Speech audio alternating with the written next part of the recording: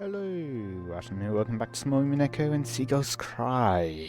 Let us continue, for yes, I'll never forget that. 1987年4月のことです。 So that should be years after? 私は友人からある奇妙な依頼を受けました。とある大富豪の遺品である蔵書が大量に競売にかけられていて、I guess, Eva didn't feel like she needed them. その一部に民族学的にも考古学的にも、あるいはオカルト的な意味でも極めて価値の高いものが含まれていると思われる。Makes sense.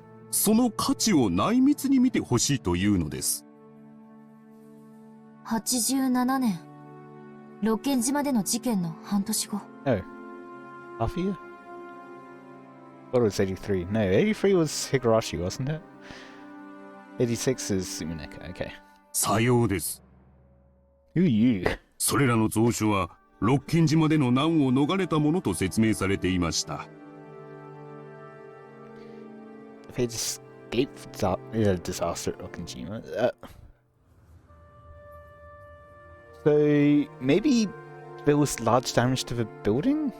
Maybe that maybe destroyed the corpses? And so that's why it was called an accident?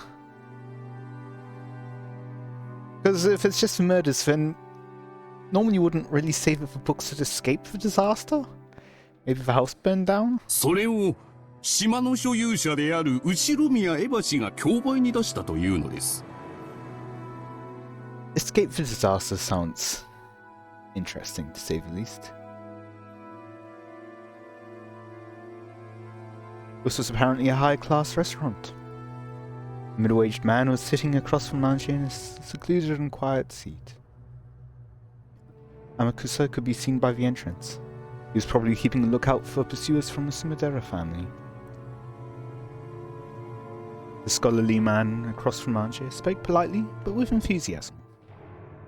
He didn't lay a finger on the food in front of him, so you could tell how excited he was as he spoke fervently. He was a professor at a certain college, and particularly well known as an authority on Western folklore. However, among his life works, that was only a convenient exterior.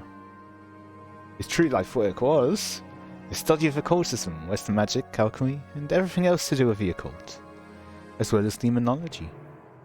In short, he was the person in the best position to understand the details of Kinzo's research.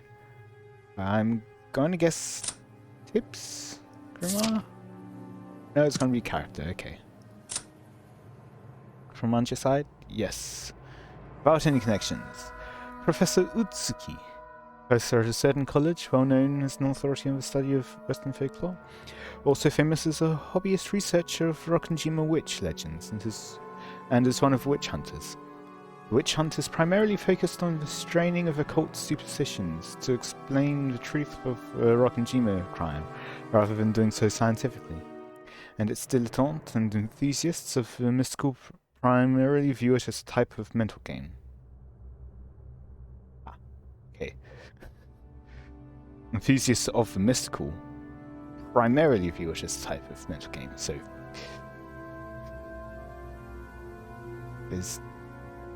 Yeah. Anyway. Keep going. まず蔵書を鑑定して分かったことは、後宮エバ氏には民族学的な教養は全くなく、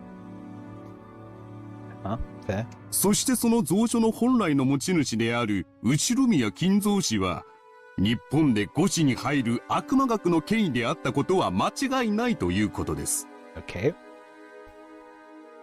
I mean, unless he wrote his own notes. Which, to be fair, he certainly could have. But if you just have a collection of things, that doesn't necessarily make you an authority on the topic. A major city antique shop obtained a large quantity of ancient documents that were thought to have high historical value. They were entrusted with them by Ushirimiya Eva, who wanted them to be sold at auction. At the time, it was thought that Eva would succeed the Ushirimiya family and have all the wealth to herself, as the only survivor. However, at that point, not even half a year had passed since the accident, and the others had not been missing long enough to be presumed dead, even under extraordinary circumstances. Okay, that's how it became known as an accident. They're missing, they haven't found the bodies at all. Ah! Because of that, Eva had supposedly been in a very tight spot financially, unable to even collect on her family's life insurance. It seems she tried to sell everything of value. Even the books kept in the place where she'd escaped harm in, Kuadorian, were used for this purpose. These old books, which would eventually be called the Ushiramiya Library, were later gathered from antique shops by authorities in the field so that they could be appraised, and those authorities were astounded. 少なくとも神秘学の見地から言えば、その発見が世界に与えた衝撃は、司会文書発見にも匹敵するものでした。後宮蔵書には、なんと1000年以上にもわたる間、その存在だけが知られているにもかかわらず、発見されていなかった数々の極めて重要な文献さえ含まれていたからです。Well, they would have had to have been found at some point in order for Inzo to find them, or get them, obtain them. Many dreams of the occult, such as those represented by alchemy, always stirred an intense fascination in dilettante. It is whispered that many magic books of great historical value, currently unknown to the public, might be in the secret possession of extremely wealthy lovers of the occult. Items such as Leonardo da Vinci's notebooks, which are particularly popular among dilettantes, are said to be prime examples of this. It is said that approximately 5,000 pages of these notebooks currently exist, and that over 10,000 have been lost. But some researchers believe that a large part of this lost portion may be monopolized by certain enthusiasts and members of the extremely rich. It is said that because of this, even now, dilettantes who can't help but seek these spare no expense to search around for quietly hoarded away and unannounced notebooks. There's probably no doubting that Ushiramiya Kinzo was himself one of those dilettantes. No one knows what Kinzo went through to obtain those. But there can be no mistake that he used his vast wealth freely, buying them off of other rich people with the same hobby as him. Those books, which were so valuable that enthusiasts could never satisfy their desire to hoard them away, were discovered in large numbers at the end of the 20th century, and their release to the public had given the entire world a massive shock. この一件により、六軒島の名は全世界に知れ渡ることになります。そして同時に、六軒島の事故によって、未発見のさらに価値ある蔵書が大量に失われた可能性が高いことも、全世界に衝撃を与えました。So we still don't know the nature of the accident, as it's been described. And even then, we don't know if it is the cause of the deaths and disappearances, or if it happened afterwards. これにより、六軒島と後宮蔵書の名は、我々にとって生涯忘れないものとなったのです。Our memories. That owl probably meant the occult neck of woods with the same hobby as Kinzo. Because of that incident, the name Rokkenjima had taken on a vital meaning in the world of the occult. There certainly had been a lot of reporting about the accident on Rokkenjima itself, but not on an international level.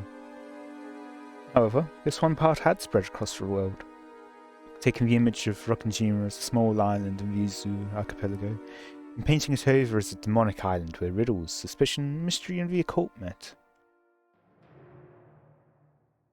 In other words, until Kinzo's library was leaked to the public by Eva, Rokkenjima had been merely a nameless island that no one could remember, and certainly not the island of the witch.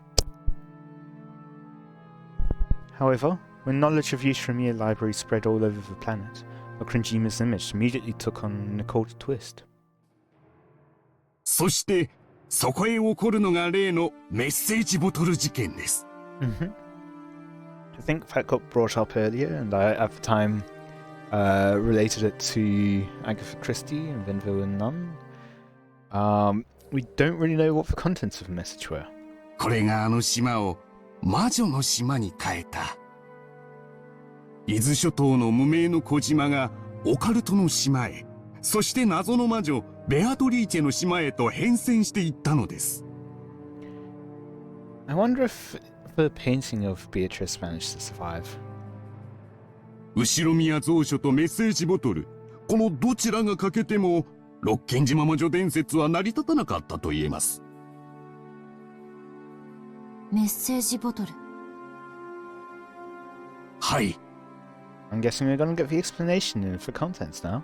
空の瓶に手紙を封印し海に投じるという不特定対象への通信方法です。無人島から SOS を発信するというのが有名ですが、海外の自らの死後に真実を告白するという時間差的な遺書としても知られるようになりました。That talking about when they were none. 六軒島メッセージボトル事件はまさにこの後者だったのです。So I also know it's actually been used to study the flow of currents in the ocean. There's been like a group of researchers that have put message bottles out into the ocean with contact details, asking people to send like an email or something with the location of where it arrived at. I think the aim of research is to be able to track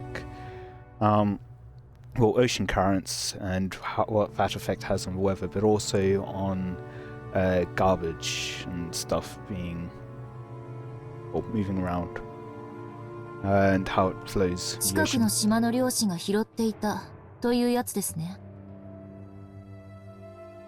さようです。式根島の若い漁師が手紙入りのワインボトルを拾っていたことが分かったのです。この若い漁師は興味本位からそれをたまたま保管していました。So, like you've probably got an image of in your head of what a message bottle would look like. I don't expect it's some super fancy, extremely rich wine bottle though. それが後ろ宮蔵書で六軒島が世界的注目を浴びたため公表したというのです。その漁師による捏造の可能性は？ That's my thought. What evidence do they have that it was by someone on the island? もちろんその可能性も否定できませんでした。ワインボトル内のノート片には後ろ宮家のとある人物の署名がされていました。Which member? And was it using the seal, perhaps? 後宮マリアという少女です。Oh, okay. しかし彼女の遺品の肉質から別人の筆跡であることが確認されました。別人の筆跡？さようです。少なくとも少女より達筆で年齢のある人物によって書かれたことは疑いようがないでしょう。Although we have seen Maria sometimes acting a lot older and like enunciating a lot better than she normally does. 彼女の名を語った何者かが執筆した可能性が極めて高かったのです。よってこの時点ではノート編の内容の信憑性は薄いと考えられました。Until the writing was compared against the library, whatever they called it. That would be my guess. However, later on, it was confirmed that a similar message bottle had been recovered from the nearby ocean on the day of the accident by the police in their search for lost articles, and this caused a sensation. 警察は現場の状況とボトルの封印状況から捏造の可能性は低く、事故直前の数日以内に投棄したものと判断したようです。また双方の筆跡は一致しました。これにより漁師の発見したノート片の信憑性が増すこととなりました。メッセージボトルの内容については週刊誌などが繰り返し報道しているようですが、Yes, 説 please. 明がいりますかな？いいえ、 Aww. 一応知っていますので。 Can we get it, Faye? Many scraps of paper had been stuffed into both of the wine bottles. It was an extensive notebook written by someone calling themselves Ushirumi and Maria. But who wasn't Maria? When she told of the events starting the day before the accident and up until the day of the accident in a diary-like way. So I mentioned previously, I wonder if the, Ange later on gets to point in the diary, near the end of the diary, whatever, end of what's written at least, if it gets to a point where it starts talking about the events of that day. It wasn't really told of the events starting the day before the accident up until the day of the accident in a diary-like way, right? I already read that. And its contents had been the beginning of the witch's legend serial murder incident, as well as the gold which Beatrice's puzzle saw. この奇妙な日記風式には、台風で島に釘付けにされた後宮家の親族たちが、魔女復活の儀式に巻き込まれ、次々に不可解な方法で殺されていく様子が記されていました。そして最後に、黄金の魔女ベアトリーチェが蘇り、すべてを黄金鏡に飲み込む。And it doesn't prevent it from being fictional still. まるで、それこそが当日の全容であるかのように記されていました。So I'm reminded in particular of, I think it was Mountain's Madness. That was, it's one of the Lovecraft horror things, but it's written in the style of the scientific accounts of an expedition to the South Pole at a time where there were a lot of people trying to race to the South Pole. And so it ended up causing a bunch of people to think it was real and get scared. Yeah.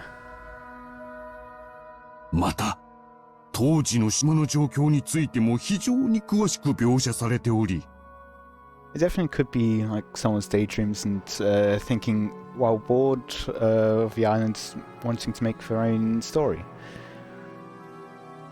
後宮家に勤務したことがある元の使用人たちは、間違いなく内部に詳しい人間が書いたに違いないと証言しました。そのおかしな幻想小説と後宮蔵書以降のオカルトブーム、そして結局は真相は闇の中という3つが合わさり、六軒島の魔女伝説を生み出したと。さようです。すでに10年以上が経過した事件ですが、未だに世界のオカルトマニアの関心を集めています。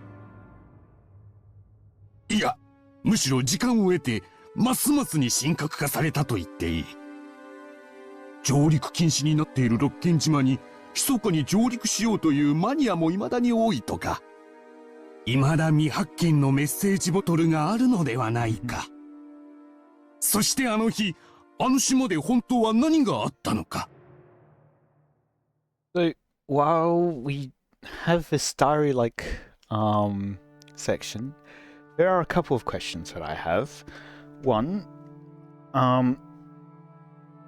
if we get to the end of Maria's diary, well, 3 questions now. If we get to the end of Maria's diary, what's been written? Are there pages that have been torn out? I guess 4 questions now. 2, is other pages in the same style as Maria's diary? 3, does the diary itself actually still contain an account of those days, like the Rokonjima incident days? And 4,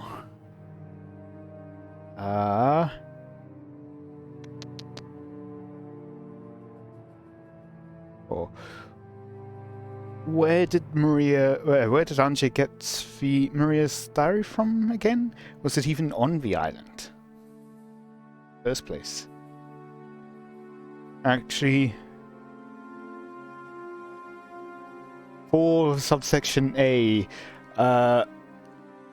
we supposedly see Maria using her diary, but also can that be trusted? 未だに議論はつきませんとも。 And so he'd finally remembered what he'd been going on and on for some... Oh, as though he'd finally remembered that he'd been going on and on for some time. The man took a gulp of water. His pottage was getting cold, but it seemed the man's hunger had already been blown away. 確か、漁師のノート編と警察のノート編で内容が全く違うと聞きましたが。さようです。 Written by the same hand. Bad first drafts? このせいで、ロッキン島ミステリーはさらに面白みが増したのです。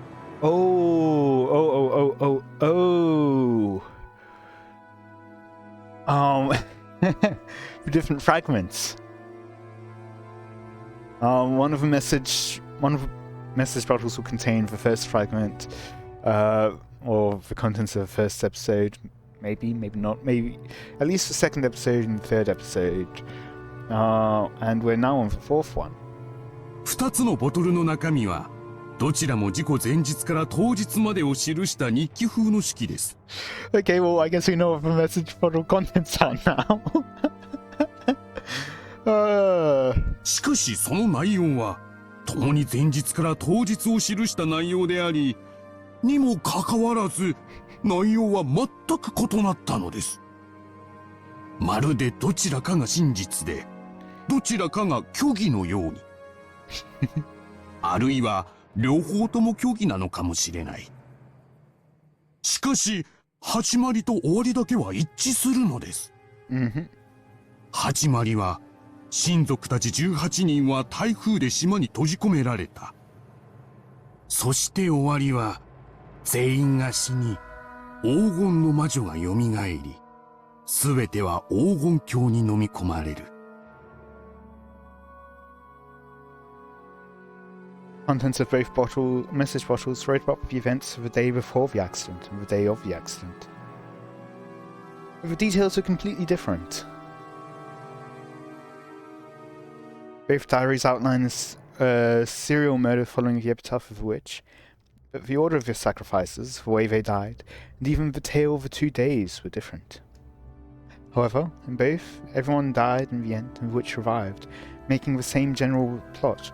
Okay, so it'll be for the first and second episodes, because this is then taking place in the third episode's future. And in that one, Eva did survive, so it couldn't be that one. あの島で何があったのか。唯一の生存者である後ろ宮エヴァ氏が沈黙していた以上、あの2日間の出来事は全てが闇の中です。Now, I am curious if the writing is in Bachelor's hands, because the account that we've received of the first couple of episodes at least was from Bachelor's perspective. So, I wonder. Then part of the question is, did Maria actually sign it? Or was it signed by that other person as if it was Maria? In which case, if it was Bachelor, why for both of those cases? この2つの日記はその闇を埋める仮説を、こともあろうか、2つも提示してみせたのです。And then Maria's diary that Anjay has will have the third episode's contents. It would be my guess. どちらの日記でも2日間を説明できる。しかし、どちらが正しいのか、あるいは正しいことが含まれているのかさえわからないのです。Schrodinger's cat box. I mean, normally you just call it Schrodinger's cat, but okay. If it isn't denied, even a mixture of truth and fiction can be the truth. Through the media, these scraps of paper had of course been shown to Eva as well, but in the end, she never broke her silence. 誰が何のためにメッセージボトルを？事件10周年特集を組んだ雑誌が以前大々的に取り上げたでしょう。あの仮説が今日では最も支持を集めているようです。しかし面白みには欠ける。あの島であの日何が起こったのか、それを考えるのがウィッチハントの醍醐味なのですな。ウィッチハント？ああ、ロッキン島ウィッチハントとは、この事件の真相をオカルトの側面から説明しようと試みるマニアの集いのことです。後宮蔵書から謎の2日間、そして黄金の魔女の伝説など、ロッケン島に関わる謎は今でもマニアの間で盛んに議論されているのです。10周年の時にはニューヨークで国際コンベンションも開かれました。私も日本の代表として参加してきましてね。海外の熱心なウィッチハンターと様々な交流をしてきましたよ。海外では魔女はとても人気のあるカテゴリーでしてね。参加者の年齢幅も、下は小学生から上は著名な文化人まで実に幅広い。日本でも近年ようやく。Probably don't need any more explanation, but he's one of the most famous Rokkenjima witch hunters in Japan. Even though I didn't ask anything more, he kept continuing on excitedly all by himself. As I swirled within the film on my portage with my spoon, I shrugged my shoulders and sighed. Looks like researching about the message bottle really was a waste of time. No, if there's one thing I found, it's that the notebook supposedly written by Maria One-chan was actually written by a different person faking her name. And that person wrote up an occult legend of their own, put it in the bottle as though it's the truth, and threw it into the sea. I have a question. Why would they go through all the trouble of writing so much in order to prepare a suspicious letter like that? With a message bottle, there'd be no guarantee that it would ever pass into anyone's hands. If their luck had been bad, it could have sunk in the ocean, never to be seen by anyone. And even if someone had picked it up, they might have not cared about it and thrown it away. Why would they entrust their confession of the truth to the sea with such an uncertain method? I think in the Agatha Christie one, he starts off the letter with, well, if this did get discovered, I guess, that's that. Doesn't really, like, as a way of a potential outlet for his own guilt, but without necessarily 100% actually revealing the truth. Why would they write up multiple differing tales? If there'd been one message bottle claiming that its story was the truth, it might be reckless, but not impossible. However, because there were two, that made both of them doubtful. If someone was plotting to make out of those 2 days to be the work of a witch, then they really did go one step too far. And because there were two, it suggests that an undiscovered third one, or possibly even more, might exist. In other words, the two different contents makes both of them harder and harder to swallow. But despite that, the contents of both matched in what they told of the witch in the tale. So, is that the main point that the writer wanted to get across to us? Seems to me that the only possible explanation is that someone who wanted to give rise to an illusion of the witch carried out this crime of their own enjoyment, or for their own enjoyment. However, the 17 people other than Nanteva lost their lives, and a vast wealth, or maybe even 10 tons of gold, had been moved around secretly in the darkness. Doesn't feel right, for a confession occurring after all that to bring up this illusion of a witch.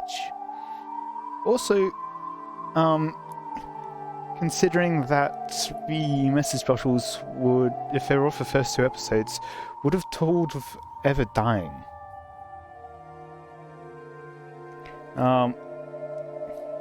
Even if we ignore the magazine's theories, it's very doubtful if the message bottle really was a diary.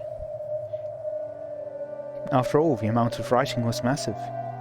It's hard to imagine that someone actually caught up in the middle of a serial murder like that would be able to calmly write it down. Well, Maria probably could, considering how she was on her diary most of the time. In that case, it's probably more realistic that this diary was written slowly over a long period of time, up until the day prior to the accident. In that case, it would mean that everything on Rokkenjima was a planned crime, with everything prepared over a long stretch of time. The fact that Aunt Eva left this world without saying anything is infuriating. She definitely said it on her deathbed.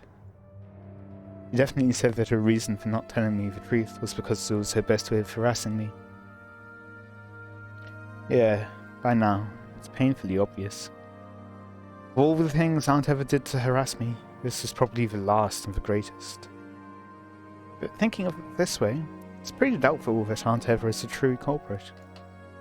Of course, that's not because the handwriting of a message bottle was different from Aunt Eva's or anything like that. Because in both tales that were discovered, Aunt Eva was included among the victims. The writer of that diary was the culprit. Maybe Aunt Eva was one of the targets to be killed. Maybe Aunt Eva had survived because something had gone wrong. Because I hated Aunt Eva, I came to believe that she had to be the culprit. But the existence of a message bottle makes me suspect that the mastermind is a far more profound and unknown person than her.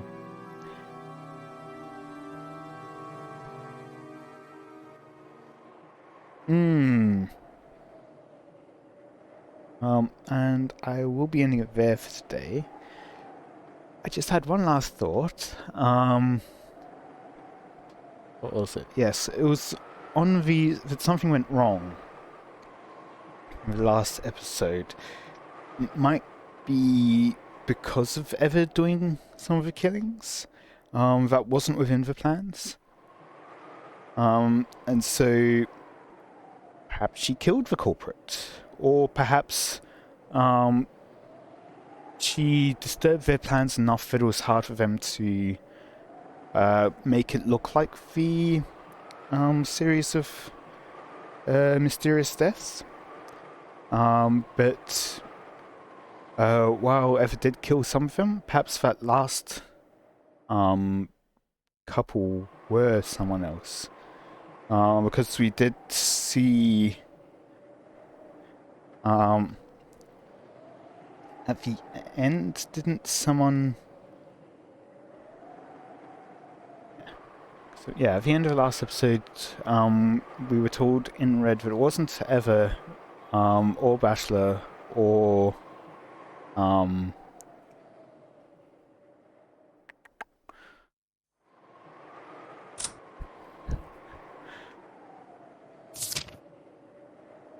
Jessica.